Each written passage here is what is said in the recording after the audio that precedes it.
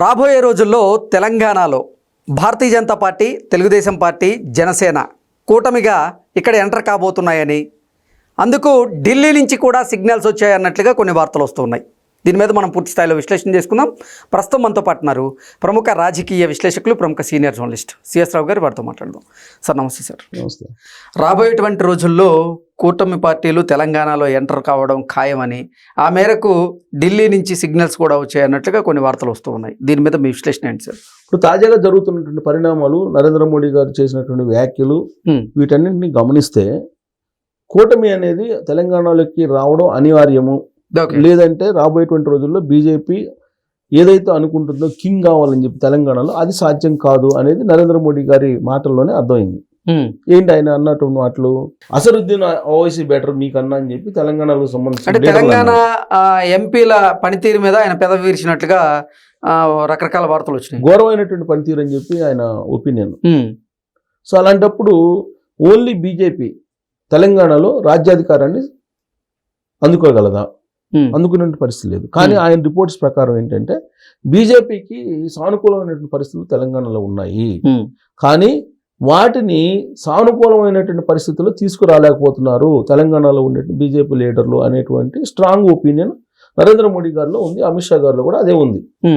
ఎందుకంటే అమిత్ షా గారు ఇచ్చినట్టు రిపోర్టే నరేంద్ర మోడీ గారు తీసుకుంటారు, అదే చెప్తారు. జనరల్గా హోంశాఖకి వెళ్తుంది కదా రిపోర్ట్స్. సో కాబట్టి రాబోయేటువంటి రోజుల్లో ఎలాంటి స్ట్రాటజీ ప్లే చేసే అవకాశం ఉంది? ఒకటైతే షూరు, రాబోయేటువంటి అసెంబ్లీ ఎన్నికల్లో బీజేపీ ఎట్టి పరిస్థితుల్లో తెలంగాణని వదిలిపెట్టే అవకాశమే లేదు, వదిలిపెట్టదు.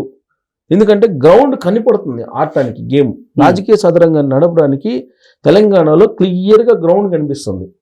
ఎందుకో గ్రౌండ్ కనిపిస్తుంది అని అంటే, కాంగ్రెస్ పార్టీలో ఇప్పుడు రేవంత్ రెడ్డి గారు ముఖ్యమంత్రి ఉన్నారు, కానీ క్యాబినెట్లో ఉండేటువంటి మంత్రులు ఆయనకి ఏ విధంగా సహకరిస్తున్నారు అనేది మనం చూస్తున్నాం. కాంగ్రెస్ పార్టీలో ఎప్పుడు ఎవరు కాళ్ళకట్టెలు పెడతారో కూడా అర్థం కాదు, కానీ వాటిని తట్టుకొని రేవంత్ రెడ్డి గారు ఉంటున్నారు. అప్ టు మార్క్ పరిపాలన ఉందా అని అంటే లేదు అని చెప్పేసి బీఆర్ఎస్ పార్టీ వాళ్ళు ఎప్పటికప్పుడు ఎలివేట్ చేస్తున్నారు, ప్రజల్లోకి తీసుకెళ్తున్నారు. పోనీ బీఆర్ఎస్ పార్టీని ఏమన్నా ప్రజలు ఆదరిస్తున్నారా, తెలంగాణ సమాజం ఆదరిస్తుందంటే వాళ్ళని ఆదరించట్లేదు అనేది ఇప్పుడు local body election, panchayat elections లో అర్థమవుతుంది. సో కాబట్టి ఈ రాజకీయపరమైన శూన్యత అనేది ఒకటి ఉంది ఇక్కడ. ఈ శూన్యతలో బీజేపీ వాళ్ళు కనుక యాక్టివ్గా ఉంటే డెఫినెట్ గా రాజ్యాధికారం అనేది వస్తుంది అనేటువంటి ఒపీనియన్ పొలిటికల్ ఇంటెలిజెన్స్ ద్వారా ఢిల్లీకి చేరింది. అందుకే ఇప్పుడు మళ్ళీ యాక్టివ్ చేయాలి అనేటువంటి ప్రయత్నం చేస్తున్నారు.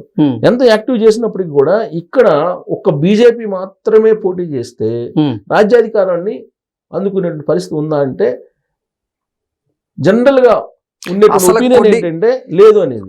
కొన్ని జిల్లాలలో, కొన్ని నియోజకవర్గాల్లో అసలు భారతీయ జనతా పార్టీ తరఫున క్షేత్రస్థాయిలో నిలబెట్టడానికి అభ్యర్థి ఉన్నారా అని చాలా మంది ప్రశ్నిస్తున్నారు. అందుకే ఆ పరిస్థితి లేదు కాబట్టి కూటమి ఏదైతే ఉందో ఆంధ్రప్రదేశ్ లో తెలుగుదేశం పార్టీ, జనసేన, బీజేపీ, ఆ కూటమి ఇక్కడ కూడా అదే కూటమి నెక్స్ట్ ఎలక్షన్లకి లేదంటే గ్రేటర్ హైదరాబాద్ ఎలక్షన్ దగ్గర నుంచి పోటీ చేయాలి అనేటువంటిది ఒక సిగ్నల్ ఢిల్లీ నుంచి వచ్చింది అని చెప్పి తెలుస్తుంది. ఎందుకు? బీజేపీ బలహీనంగా ఉంది కాబట్టి తెలుగుదేశం పార్టీ, జనసేన కనుక ఎంటర్ కాకపోతే అప్ టు మార్క్ బీజేపీ పనిచేసే అవకాశం లేదు. మరి బీఆర్ఎస్ పార్టీతో కలిసి పనిచేస్తుందానంటే బీఆర్ఎస్ పార్టీ కలిసి పనిచేయడానికి ఇష్టం లేదు. బీజేపీ వాళ్ళు ఏమంటున్నారు, బీఆర్ఎస్ పార్టీని విలీనం చేయమంటున్నారు. ఇది నేను చెప్పడం కాదు, కవిత గారు చెబుతున్నారు. బీజేపీలో విలీనం అయ్యే అవకాశం ఉంది బీఆర్ఎస్ పార్టీ అని. సో కాబట్టి బీఆర్ఎస్ పార్టీని కలుపుకునే అవకాశం కూడా లేదు. ఎందుకు నేను ఈ మాట చెప్తున్నాను అంటే, కలుపుకునే అవకాశం లేదు, పొత్తు పెట్టుకునే అవకాశం లేదని 2024 లోక్సభ ఎన్నికల సందర్భంగా పొత్తు పెట్టుకోవడానికి సర్వ ప్రయత్నాలు చేశారు కేటీఆర్ గారు. ఈ విషయం అన్ని మీడియా హౌసెస్ లో, అన్ని మీడియా పత్రికల్లో కూడా వచ్చింది. ప్రయత్నం చేశారు, కానీ బీజేపీ వాళ్ళు దానికి సుముఖంగా లేరని. ఎందుకు సుముఖంగా లేరంటే దానికి బలమైనటువంటి కారణాలు ఉన్నాయి. కేసీఆర్ గారు అధికారంలో ఉన్నప్పుడు ఆయన ఫోన్ ట్యాపింగ్ చేశారు. ఈ ఫోన్ ట్యాపింగ్ చేసి అక్కడ ఎమ్మెల్యేలు ఏదో కొనుగోలు చేస్తున్నారు బీజేపీ వాళ్ళు అని చెప్పి 4 స్వామీజీల్ని ఆయన అరెస్ట్ చేసి జైల్లో పెట్టించారు. ఆ జైల్లో పెట్టించడంతో పాటు బిఎల్ సంతోష్ని, బీజేపీ జాతీయ ప్రధాన కార్యదర్శి, ఆయన మీద కేసు పెట్టి ఆయన అరెస్ట్ చేయడానికి తెలంగాణ నుంచి సిట్ పోలీసుల్ని ఢిల్లీ పంపించారు. కరెక్ట్గా ఈ పాయింట్ దగ్గరే బీఆర్ఎస్ పార్టీ వేసినటువంటి, లేదంటే కేసీఆర్ గారు వేసినటువంటి పెద్ద రాంగ్ స్టెప్. బిఎల్ సంతోష్ అని అంటే చాలా మందికి తెలియంది ఏంటంటే ఇవాళ మనకి కనిపిస్తున్నటువంటి అమిత్ షా గారు కానీ నరేంద్ర మోడీ గారు కానీ పవర్ఫుల్.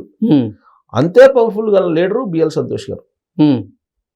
బిఎల్ సంతోష్ గారిని అరెస్ట్ చేయడానికి కేసీఆర్ గారు పోలీసులను అక్కడ పంపించారనంటే బీజేపీ వాళ్ళు బీఆర్ఎస్ పార్టీని బలంగా ఉండనిస్తారా తెలంగాణలో? ఎట్టి పరిస్థితులు ఉండెవరు. ప్లస్ కలిసి కూడా బీఆర్ఎస్ పార్టీతో నడవరు. బీజేపీ నడిచే అవకాశం లేదు. సో కాబట్టి కూటమి వస్తే బీఆర్ఎస్ పార్టీ బలహీనపడుతుంది. ఎందుకు బలహీనపడుతుంది? బీఆర్ఎస్ పార్టీలో ఉండేటువంటి తెలుగుదేశం పార్టీకి సంబంధించినటువంటి క్యాడర్ కానీ లీడర్లు కానీ అక్కడ ఉన్నారు, including KCR Telugu Desam party DNA.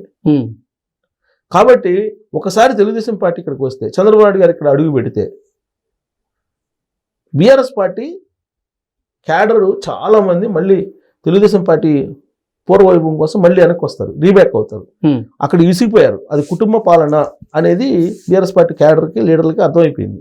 కాకపోతే ఆల్టర్నేటివ్ డయాస్ లేక వెయిట్ చేస్తున్నారు అని ఆ పార్టీలో ఉండేటువంటి వాళ్ళే 1-2 సందర్భాల్లో నన్ను కలిసినప్పుడు, నేను వాళ్ళని కలిసినప్పుడు వాళ్ళు షేర్ చేసుకున్నటువంటి అభిప్రాయం. అందుకే చంద్రబాబు నాయుడు గారు ఆంధ్రప్రదేశ్లో 4వ ముఖ్యమంత్రి కాగానే హైదరాబాద్ వస్తే ఒకళ్ళు తెలియకుండా ఒకళ్ళు పోయి కలిశారు. మల్లారెడ్డి కలిశారు, తీగల కృష్ణారెడ్డి కలిశారు, కృష్ణారావు గెలిచారు, ఇలా అనేక మంది కలిశారు. అంటే పూర్వ పరిచయాలు ప్లస్ తెలుగుదేశం పార్టీ అంటే సానుభూతి ఉంది తెలంగాణ సమాజంలో, ప్రత్యేకించి బీసీలకి. ఈ విషయం నా ఇంటర్వ్యూలోనే ఆయన ప్రకాష్ గారు చెప్పారు. టిఆర్ఎస్ పార్టీ ఫౌండర్ మెంబర్ ఆయనే చెప్పాడు, తెలుగుదేశం పార్టీకి ఇవాళ కూడా 15% ఓట్ బ్యాంక్ ఉందండి ఇక్కడ, లీడర్స్ లేకపోయినప్పటికీ అని చెప్పి ఆయనే చెప్పారు నా ఇంటర్వ్యూలో. ఇది ఆయన చెప్పడం కాదు, నా ఇంటర్వ్యూలో చెప్పడం కాదు, ఎవరికైనా తెలిసినటువంటి అంశమే. సో కాబట్టి తెలుగుదేశం పార్టీ ఒకసారి యాక్టివేట్ అయితే ఈ 15 కాస్త 30 అవుతుంది. జనసేన కూడా యాడ్ చేస్తే ఇంకొక 5% యాడ్ అవుతుంది. బీజేపీకి ఉన్నటువంటి ఓట్ బ్యాంకు ప్లస్ ఇది కలిస్తే రాబోయే రోజుల్లో రాజ్యాధికారాన్ని అందుకోవడం చాలా ఈజీ. 2014 ఎన్నికల్లోనే ఏ మాత్రం అసలు కాన్సన్ట్రేషన్ చేయకుండానే బీజేపీ తెలుగుదేశం పార్టీకి పొత్తుతోటి 19 స్థానాలు 19 మంది ఎమ్మెల్యేలు ఉన్నారు. ఇది అసలు ఏం పట్టించుకోకపోతేనే తెలుగుదేశం పార్టీ వాళ్ళు ఏం పట్టించుకోలేదు. అందరూ ఆంధ్రప్రదేశ్లో ఉన్నారు కదా, చంద్రబాబు నాయుడు గారు ఇక్కడ ఏం పట్టించుకోవాలా, ఏం పట్టించుకోకుండా అప్పుడు మామూలుగా ఇక్కడ ఉండేటువంటి బీజేపీ తెలుగుదేశం పార్టీ బీజేపీ లీడర్లకు వదిలిపెట్టేశారు. అయినా కానీ 19 మంది ఎమ్మెల్యేలు గెలిచారు. ఇంకొక 4 ఎమ్మెల్యేలు గెలిస్తే బీఆర్ఎస్ పార్టీ అసలు ప్రభుత్వాన్ని ఏర్పాటు చేసిండేది కాదు ఇక్కడ. సో కాబట్టి ఇక్కడ బలమైనటువంటి ఓట్ బ్యాంక్ ఉంది తెలుగుదేశం పార్టీ. ఆ ఓట్ బ్యాంక్ కూడా బీఆర్ఎస్ పార్టీది. సో బీజేపీ అధిష్టానానికి కావాల్సింది ఏంది? బీఆర్ఎస్ పార్టీ ఉండకూడదు. సో కాబట్టి బీఆర్ఎస్ పార్టీ ఉండకూడదు. బలహీన పడాలి ఏంటంటే కూటమి పార్టీలు తెలుగుదేశం పార్టీ జనసేన ఇక్కడ రావాలి. అందుకే ఈ మధ్యకాలంలో పవన్ కళ్యాణ్ గారు రాబోయేటువంటి గ్రేటర్ హైదరాబాద్ ఎన్నికల్లో మేము రాబోతున్నాం అని చెప్పి సంకేతాలు ఇచ్చారు. దానికి బలం చేకూరాలి నరేంద్ర మోడీ గారు స్టేట్మెంట్ ఇచ్చారు. స్టేట్మెంట్ అంటే ఇండైరెక్ట్గా, డైరెక్ట్గా కాకపోయినా. సో రాబోయే రోజుల్లో ఇక్కడికి తెలంగాణకి తెలుగుదేశం పార్టీ జనసేన బీజేపీ కూటమిగా రాబోతున్నాయి అనేది ఢిల్లీ నుంచి నరేంద్ర మోడీ గారే పరోక్షంగా సంకేతాలు ఇచ్చారు అనుకోవచ్చు. Okay sir, thank you so much.